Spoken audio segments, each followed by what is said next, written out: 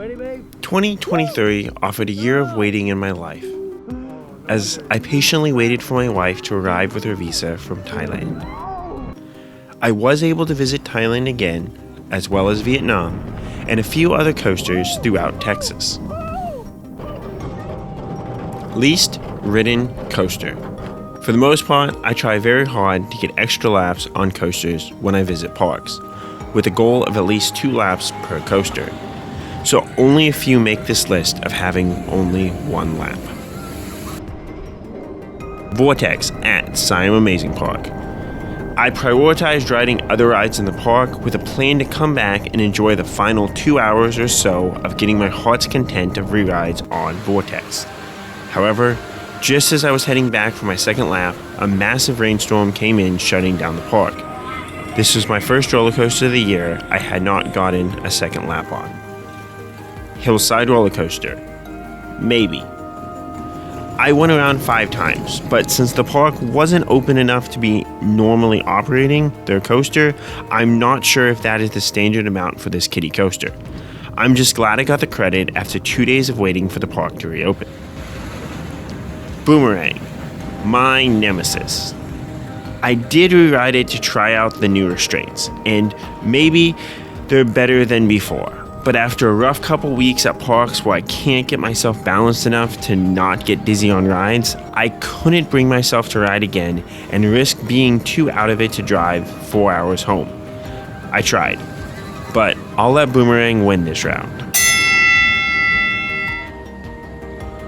Most ridden coaster. Number 4, Thai Spartan Race, 7 laps.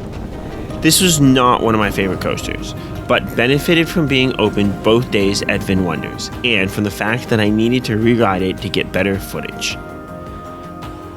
Number 4, Thai Shockwave, 7 laps. One of my favorite coasters that is a true gem to enjoy. It wasn't running as well this year as I remember it doing in the past, but it was still close to the second best coaster in the park. Number 4, Thai Mr. Freeze, 7 laps. 4 forwards, 3 backwards. I did have to buy a flash pass on my most recent visit in order to quickly get back on, and rode it at the end of the night, which is a great hack. Though I waited in line for the front row of the backwards version instead of marathoning the forward side.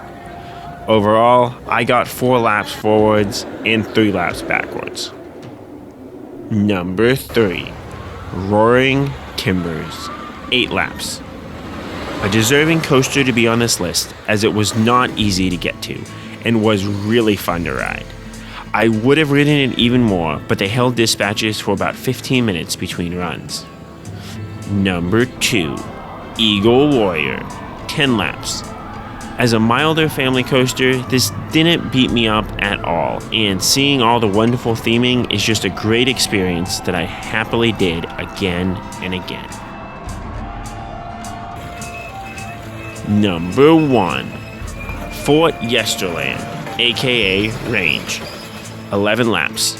With the ability to quickly re-ride coasters at Yesterland Farms, it became apparent that one could easily crack the top of this list. Despite many complaints that this coaster is too rough, I greatly enjoyed the mixture of roughness and laterals, though it did seem to decrease the enjoyment after many re-rides. New credits for 2023. 18. I mainly focused on completing Thailand's credits, which amounted to a lot of traveling only to confirm kiddie coasters as defunct. I also got a few credits at Over Texas I was missing, as well as other coasters around Texas. Total credits in 2023, 43. I rode 25 not new to me coasters and 18 new to me coasters, for a total of 43. Obviously, I would have liked to ride more coasters, but there are only so many credits in Thailand, where I spent most of my summer. On these 43 coasters though, I got 184 laps, which wasn't really a lot. I would certainly have liked to have ridden more this year. Toughest credit. Hillside Roller Coaster was an 8-hour drive south of Bangkok, which wasn't the easiest to get to. After arriving, the park was then closed for 2 additional days that we had to wait around for the park to reopen, which it barely did for me to get the credit. I did enjoy a great seafood buffet while we were down there though. Most enjoyable credit. My laps on the steel eel showed me that it is just as good and competes with anything that I rode this year. My rides on Runaway Mountain's Christmas version were a lot better than I remember that coaster being. Similarly, Wrath of Zeus and Roaring Timbers were great experiences, but the steel eel was still better. Looking ahead. I plan to visit more coasters around Texas that I haven't been able to get to, especially some of the smaller ones with a hope of only having the Austin area coasters and the ones towards Amarillo left by the end of 2024. Though I'd love to get those credits as well. I also will be back in Florida for a bit in the summer and would love to get a few credits that I don't have, particularly at some of the bigger parks. At some point, my cousin will be graduating with his PhD up in Seattle, so I'm hopeful to be able to get most of the credits in the Pacific Northwest while I'm up there. How was your 2023? Which new coasters did you enjoy the most? Were any of your coaster credits difficult to obtain? Let me know, and as always, Top Gun Grab.